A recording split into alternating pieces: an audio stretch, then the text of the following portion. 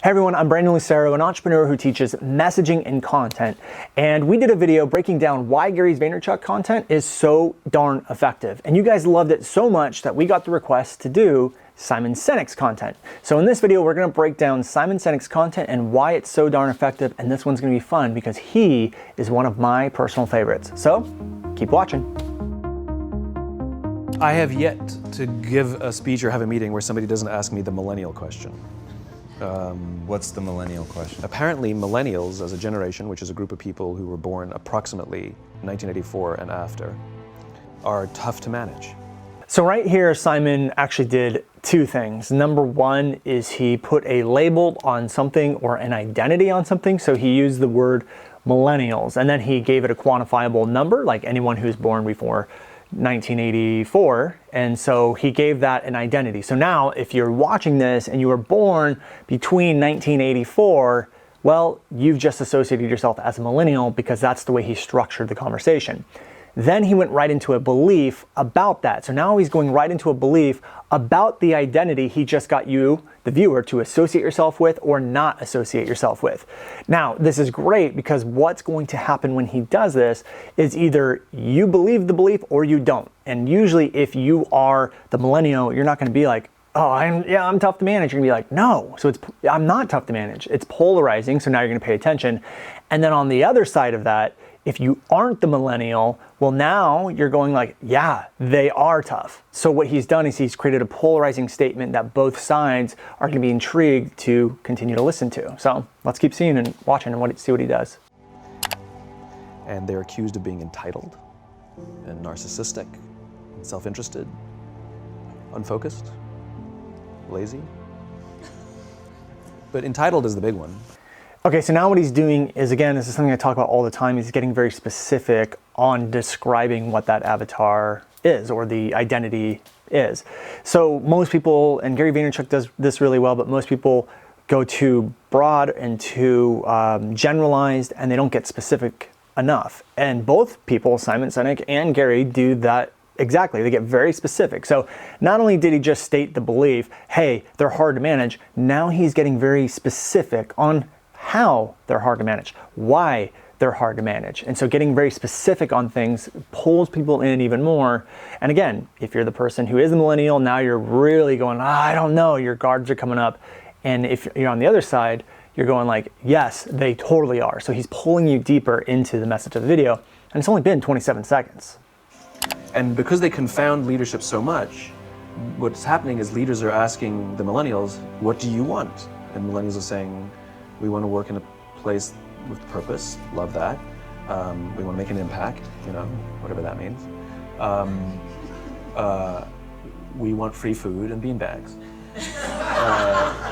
And so somebody articulates some sort of purpose, there's lots of free food and there's beanbags, and yet for some reason, they're still not happy. And that's because they're missing, there's a missing piece. What I've learned is that I can break it down into 4 pieces. Okay, so what he did here, there's a lot going on in just that 40-second piece or however 30-second piece. Basically what he did is he furthered the belief with more specific examples, and almost to the point that people started laughing. Why? Because it's true. He got very specific on furthering the belief that millennials are hard to manage. He's talking about the situations that arise. So the beanbags, the free food, the live in purpose, the impact, these are all things that millennials say, like specific things that they're saying and request. So again, he's pulling people in, and you can tell it's effective because people are relating to it and laughing. But then he goes right into shifting perspective. This is where thought reversals come in. He goes right into the one line, they're still not happy. And it's a really powerful line because what he's doing is he's, again, reinforcing the original belief. They're hard to manage. You give them everything they want, and they're still not happy. Now, as you may know, part of thought reversal and the framework that we have for thought reversals is as soon as you discredit the belief, which he just did in that line, you go right into the solution. And then look what he does. I can break it down into 4 simple steps. Now he has people hooked. He brought them in through a polarizing statement. He started to give specific examples to prove that that statement does have some valid points to it. He pulled people in even further. He did the whole discredit, was like, look, you can give them all of these things, they're still not gonna be happy, therefore they are hard to manage. And then he goes into how to fix it. So I'm willing to bet, he's gonna get in the solution right now. Right? There are four things, 4 characteristics. One is parenting, the other one is technology, the third is impatience, and the fourth is environment. So there it is. Those are the 4 things that he says are the solution. But I want you to think about something for a second. Imagine he started with those 4 things. Imagine he just said, millennials are hard to manage, here's how to fix it, which is what most people do in content. It's not going to be nearly as effective. So he took a minute and a half or something to get to the solution, but he didn't talk about fluff, he didn't do whatever. He strategically placed his communication in a way to pull you in before revealing the solution instead of just starting there, which most people do. So let's keep watching. The generation that we call the millennials, too many of them grew up subject to, not my words, failed parenting strategies. Okay, so right there, those words, not my words, is very subtle, but really powerful. The reason why is he's stating things, and these things are basically beliefs. He's stating boom, boom, boom. And what most people do is they state something and move on, assuming that someone, the viewer, or a person consuming the content is just going to believe it because they said it, and that's not true, especially on a subconscious level. But the second he says, not my words, he's saying this is outside of me. This is not me saying it. This is someone else saying it. There's more proof behind what he's saying, which subconsciously we start to get the head nod effect. People just start to go, oh yeah, okay. So anytime you state something, you want to back it up at every opportunity you get. This could be using a counterexample that everyone knows, or what he's doing, saying, not my words, someone else is saying it, because automatically we're going to be like, okay, if someone else is saying, a third party is saying it, it's not just his opinion, it's not just belief, there's more validity to it. So as you guys can tell, just in a minute and 30 or 40 seconds, he's already hit so many powerful points. And the thing that I love about Simon is he communicates in a way where he doesn't assume you're just going to believe what he says, and everything is strategically planned out there so that we get that head nod effect where you start to understand and see things, and you start to shift perspective because he's always thinking, how do I pull people through this and get them to see this side of the coin? How do I get them to see this perspective? And so what he did is, remembered, he stated the belief right in the beginning, which was a polarizing belief, which actually grabs attention. Then he got very specific with the specific examples, specific things, specific thoughts, almost to the point, or not even almost, he did get to the point where people were actually laughing because it was so true. Then he went right into discrediting it, discrediting the belief, and then starts to present the solution. So it's always about reframing, shifting perspective, going to present the solution. But even when he presented the solution, he didn't just say, this is just the solution. He's backing up. I'm not the one saying this. Here's the other proof that this is the solution. Look at this example. Don't you see the truth in this example? Therefore, the solution is accurate. Just in a minute and 40 seconds, you've already seen and experienced amazing and really powerful communication from Simon in that video. So let's take a look at another video. You will be told your whole life that you need to learn to listen. I would say that you need to learn to be the last to speak. Cool. All right. So basically what he did is he just started off with a polarizing statement and went right into a thought reversal. So he's giving you a different perspective on how to see something. Now, what's really funny about this is that he's not stating a belief and going against the belief. He's actually stating the belief and giving you a different way to look at the belief. He's still saying the same thing. You need to listen, but he's giving you a different way on how to actually listen. And so I'm willing to bet he's going to start to explain why and how powerful that could be when you actually take that advice. So let's keep listening. I see it in boardrooms every day of the week. Even people who consider themselves good leaders, who may actually be decent leaders, will walk into a room and say, here's the problem, here's what I think, but I'm interested in your opinion, let's go around the room. It's too late. The skill to hold your opinions to yourself until everyone has spoken does 2 things. 1, it gives everybody else the feeling that they have been heard. It gives everyone else the ability to feel that they have contributed. And 2, you get the benefit of hearing what everybody else has to think before you render your opinion. The skill is really to keep your opinions to yourself. If you agree with somebody, don't nod yes. If you disagree with somebody, don't not know. Simply sit there, take it all in, and the only thing you're allowed to do is ask questions so that you can understand what they mean and why they have the opinion that they have. You must understand from where they are speaking, why they have the opinion they have, not just what they are saying. And at the end, you will get your turn. Okay, so what he's doing here is very similar to the last clip where he's stating something and then backing it up. So what he's doing here is he's giving the reasons as to why you want to speak last, and then also how to do it. He's actually giving you a little bit of the solution here after he does the entire reframe thought reversal. So he took the belief, he gave you a different perspective on how to look at that belief, and then taught you how to execute on that belief. But he explains it in a way that, again, is very specific, so that you can even imagine yourself in the boardroom. He talked about how to nod your head, not nod your head, or to listen, and how to ask the questions and do the things. So he's giving very specific things, so you almost imagine yourself in that scenario. And when you can imagine yourself in that scenario, you start to see how effective the solution actually is. Again, he didn't just say, here's how you guys need to listen. Make sure you speak last, make sure you don't nod your head. No. There's a whole reframe and way that he's pulling people in. He pulled you into this entire clip because he gave you a different perspective at how to look at something that you only saw one-dimensional until now. And the one major thing that I would love for you guys to take away from this, because when we start to talk about thought reversals and beliefs, is everyone wants to go against beliefs or 180 on the belief. But he didn't do that here. Sometimes we can take a belief that's been very common and just 5 degrees, give it a different angle, a different perspective. Say the same thing without saying the same thing. So with that said, let's move on to another clip. Do you love your wife? Yes. Prove it. Like, what's the metric? Give me the number that helps me know, right? Because when you met her, you didn't love her. Now you love her, right? Tell me the day the love happened. It's an impossible question.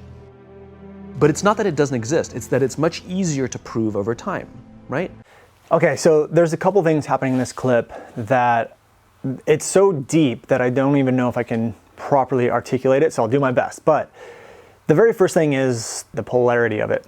So he states and asks the question, do you love your wife? Which right off the bat, people are gonna be like, you know, very broad, bold question. But then he follows it up with, prove it, which makes it even more polarizing, which now perks people's interest. It's kind of like that pattern interrupt. Like, I've never heard anyone be so aggressive about, do you love your wife? Now, one of the things that makes this so beautiful is he's using, and actually it's a sleight of mouth pattern. It's a concept that you can use that when people hold a belief and hold this idea in their head, almost always they never give it a quantifiable number. So if someone said, I'm not good at this. Well, how do you know when you will be good? What amount of things do you have to do in order to go from good to bad? Where is the line in the sand, good to bad? And so a lot of people will come up with beliefs and come up with things and create a reality when they actually give no quantifiable numbers to when the opposite of that belief will happen. So they just continue to live in that belief because they never actually identified when that belief now becomes untrue. So by asking the question in the way he did, it's really powerful because he knows that no one really gives a quantifiable number to love. So he already knows that the person can't prove it. Now, what's beautiful about this, and I don't really know fully where the video is going, but I'm assuming this idea of love not being an instant line in the sand thing is going to help him prove a point of where he's going to take this video. So let's keep watching and see where this one goes. Leadership is the same thing. It's about transitions. So if you were to go to the gym, it's like exercise, right? If you go to the gym and you work out and you come back and you look in the mirror, you will see nothing. And if you go to the gym the next day and you come back and you look in the mirror, you will see nothing, right? So clearly there's no results, can't be measured, it must not be effective. So we quit. Okay, so now what he's doing is he's giving another example. And again, this is what we talk about in all the videos. It's a very specific example, but he's actually using it as a metaphor to prove a point.